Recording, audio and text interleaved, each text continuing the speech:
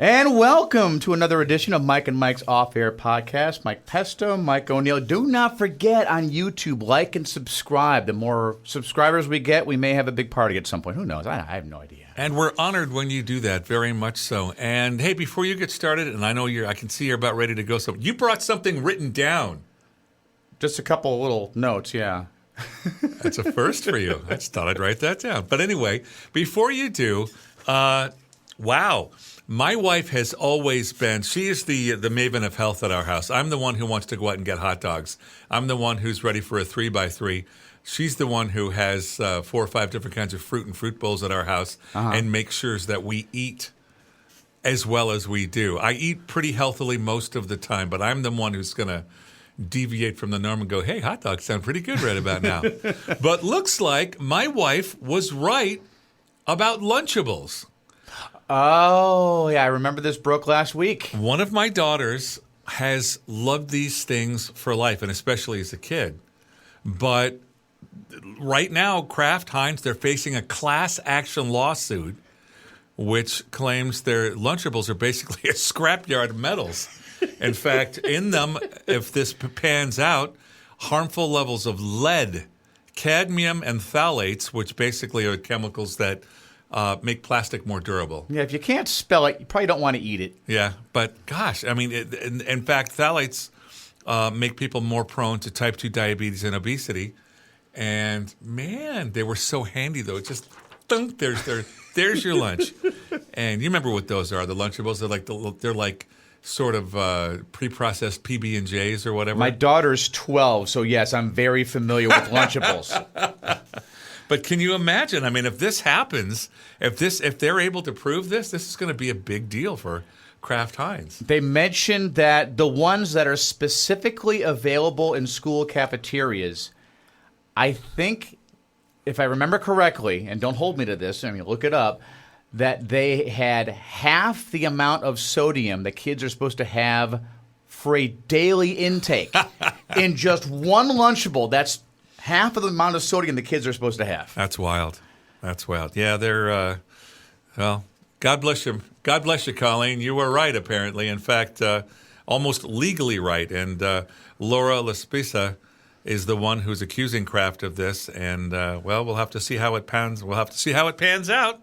But I was interested in what you thought about it. Yeah, speaking of food, before we get into what I really want to talk about, I'm catching a little flack right now. Because? On something I posted on Instagram, then it went over to Facebook as well. I made pasta last night. Well, I didn't make. I mean, it was frozen from Costco. It was ravioli, lobster ravioli. If you've ever seen it there, it's actually pretty good. Follow the directions on the back as far as boiling it. I know from the past that you put the pasta in, the ravioli in. As soon as it floats to the surface, that means it's done. So did all that, did a little bit of butter, a little bit of olive oil, just the way it was recommended. There was just enough left over that my wife had me for lunch today. We've got this little system. I love our system, too, where I'll get the text from her if she remembers. Sometimes she's a little busy in the morning, and she'll say, lunch is served. And I know what that means. If I go to my trunk, lunch will be in the trunk. And I should go quickly because sometimes it's warm. If it's not, then I can just put it in the fridge and have it later. And it was the ravioli from last night. So she'll just drive through, drop it off, and keep going. Exactly. I love that. Quick little text, and it's like I have Uber Eats in my trunk. I've got a magic trunk every once in a while. Yeah, you do. I want a trunk like that. Well, here's the thing. In eating the pasta, there were like 2 or 3 ravioli left, and I couldn't help but notice there was a hair. Oops. Like right between 2 of the ravioli. And the first thing I thought of was, if this was a restaurant, and it was my wife, I know she would have called the waiter over, pointed it out, not raise a big deal about it, but just say, hey, it's not mine, it's blonde, or whatever that proves to her it wasn't one of her hairs that dropped in there. And at least she would have said, knowing me, I would have just, oh, hair. But thinking of her reaction to it, I did take a picture. And I posted it on Instagram and Facebook. You went there first rather than to her first? Now, what I didn't explain in the post is that I'm the one who actually boiled the ravioli last night. I prepared it for the kids. It was ready by the time she got home. She actually wanted to have a fresh salad instead. So the kids ate the ravioli, and I had the leftovers. So for all I know, it could have been one of my hairs. I don't know. But we have that type of relationship. Yeah. Have you ever posted something like that you thought for a split second, maybe this may not be as well received by the person I'm kind of referencing, or do you try to stay away from that on social media? On social media, I have a rule with my wife. And I wasn't this way when we started, but I've learned this is the way I want to be. I have my wife's back, and I know you do too. So I'm not saying this suggesting that you don't. Uh-huh. But I have my wife's back, even if I think she's wrong, because I can apologize to you later. I want her to know that I have her back in all things. And so if it's just she and I, blonde hair, it's yours. If you would be a little more careful, I'd appreciate it. Going to social media first? No, I wouldn't. Okay. No, I wouldn't, because I wasn't always as empathetic as I am now. I didn't always have her feelings first when I was younger. I like to think that I've learned a little bit of something, but we're not. I've seen how you guys kind of spar a little bit, and I've come to know that it's really not sparring at all.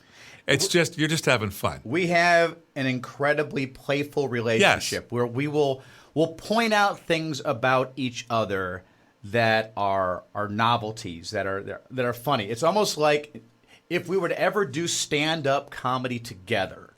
And I know it's been years and years since there's been a stand-up duo with a husband and wife, or at least a couple that have done. And back in the 40s, 50s, 60s, there were couples that would do that. Maybe we'll bring that back, because when we were at the Seroptimus International Visalia event a few months back, when I was emceeing the auction, Amy Schlecklian was there, who's a county board of supervisors. She's a member of the board.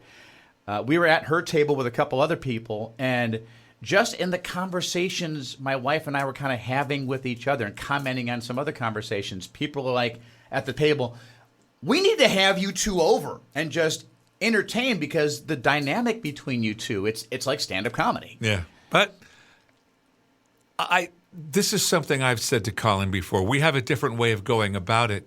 But the thing, I've been married 32 years, or we've been together at least 32 years. And the thing I have done the most with her is laugh. Okay. That's the thing we've done the most. And however we got there, we got there. But that's the best part of the relationship. All the other stuff, yeah, that matters too. But the laughing, we are always cracking each other up, however we get there. And we're a little nicer about it now that we're older. But, but every couple, you hit the nail on the head. Every couple has a different dynamic. Mm-hmm. It takes a moment. If somebody watches, they're like, they're not shooting at each other. They're shooting for each other, and it's just a scream. And that's the best part of it. The more I think about it, I think it's something I brought my wife along for the ride on, and thinking about what she posts on social media. Very, very, very little personal stuff. Yeah. She will post on there. She'll share a lot of things. It's not a lot of original content.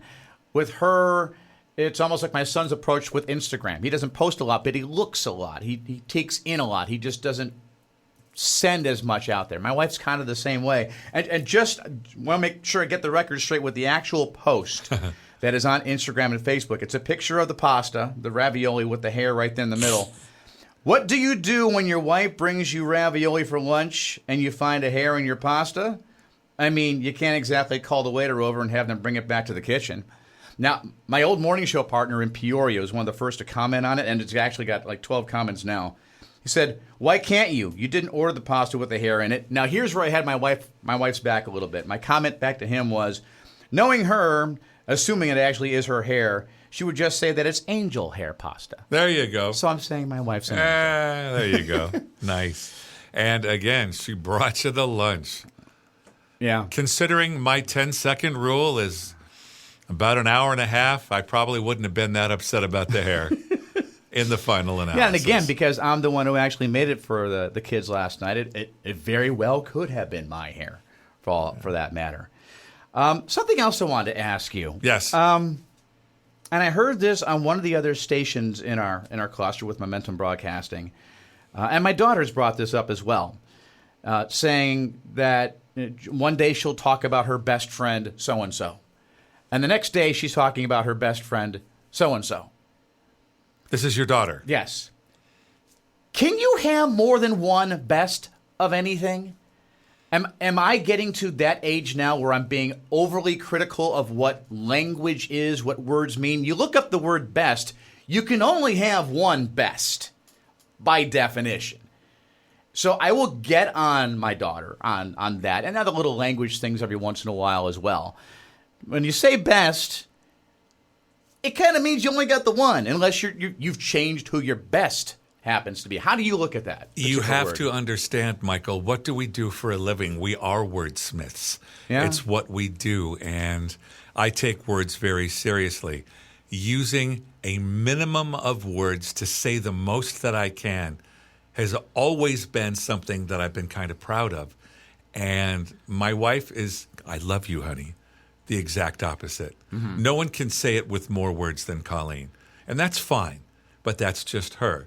And she would be somebody that would say my other best friend. Okay, well, and I'd be like, boy, that's a slippery slope then. Because and then at least you're recognizing its other best friend. But when somebody says that, I'm like, best is best. Yeah. Second best, third best. I hate her. Enemy. My other best enemy. No, but yeah, I like to be very specific. Mm-hmm. My lovely wife with the 2 adjectives in every single sentence. It's big and huge. Wow, that's big, honey. Or whatever. But I won't ask what you were talking about in that conversation. Oh, my goodness. Hey, this is a podcast. Probably my ego, and I'll leave it at that. Yeah, but no, I think I personally feel the way you do, but then my wife calls me Larry literal all the time, so I might be too close to that, but no, I'm very specific with words. I try to say it with as few as possible, so that you're not like, what did he say? Whereas I say it sometimes on the air, especially with as many words as possible, so that I can say it in 15 different ways. So one of those ways will speak to you personally. The other 14 are for 14 other people. Let me ask you something else as far as conversations with family members. This is something I've been meaning to talk about on the air. I haven't gotten to it yet. Asking a question, a very specific, direct question, and getting a completely different answer, specifically from my wife. So, what time are you coming home? Well, and then she'll go into an entire diatribe of what the last part of her day looked like. I just want to know what time you'll be home to know if I need to have dinner ready for you or if we should wait until you get home and we can prepare dinner together. I swear we're married to the same woman. Colleen is, but to be clear, and not that I'm not ADHD, but I'm somewhat managed. She is not. Uh-huh. And all the time, I've been dying to call her. I'm going to call her with something. I'm going to call her with something. All right, good. Quick. I got you on the phone. What is for dinner tonight? Spaghetti. Hey, are we going over to Kelly's tonight? And we're going to clear out our apartment. And we're going to do this and the other thing and 5 other things on a list that she's been waiting for. And by the time we get to the end of the list, I don't remember what we're having for dinner. And I get it. And it's, my brain doesn't work that way. Well, at least you got the answer up front, at least in the example that you gave. With my wife, it's literally, and we'll have fun. Again, the relationship that we have, and we've done this in front of other couples, I will, as she gives the answer, I'm like, that's great, but now what question do I have to ask you to actually get the answer to the question I originally asked? Because apparently I asked the wrong one. And one like this, a lot of times I will call home. And she'll pick up the phone. Hi, hey, are we going to... And by the time we get to the end of that conversation, I don't have a damn clue why I called anymore. I'm going to hang up now, and hopefully I'll call you back if I ever think of this again, and goodbye, click. And that happens so often, I can't even tell you. I can't recall that happening with us All the time. So I guess I should count my blessings that she just doesn't answer the questions I ask. All the time. All the time. And I'm 66 now, so Michael, you are lucky if I know why I'm in the room right now anymore. I've forgotten a lot of stuff, but that'll happen. Hey, ding, phone ring. Hey, hi, hey, did you know that on the roof over here is the thing, there's a big stain up here, and I just cleaned the windows. Now, why did you call? No, I haven't even said hi yet. I'm like, damn caller ID, her knowing who it is that's calling. I'm out of here. Bye. So anyway, maybe block the caller ID next time. Yeah, right. And that way she won't know it's you, so you can actually get in your thought first before you get bombarded with something else. I'll get her company voice. Hi, who's this? Who the hell are you? No, but anyway. Yeah, it's interesting having those relationships and having those dynamics with it. And I think because maybe you and I come from the background of sitting down and doing air checks with the program director and have him tell you word economy and work on this. And we know how, and then I don't always abide by it, but I know how to get to the point a little faster. I know what I'm listening for. The one thing I kind of pride myself on is when I've been privileged to have a morning show partner or whenever I'm on the air with someone else, I'm very good at listening. I love the fact that you and I have this podcast and listening to what you're saying, and even with the PSA shows that we do. I could have a whole list of things I want to talk about, but in the first 5 minutes, if I can tell something else is on their mind, they want to take it in a different direction, well, then throw that away. We're going to go where you want to go with this, and I'm not going to get myself nailed down to what I want this conversation to be. Yeah, I mean, why work hard when you can work smart and let them do the job for you?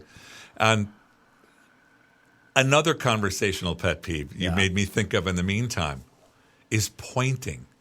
Colleen, do you know where my thing is? It's over there, and her arm's in my face. I refuse to do that.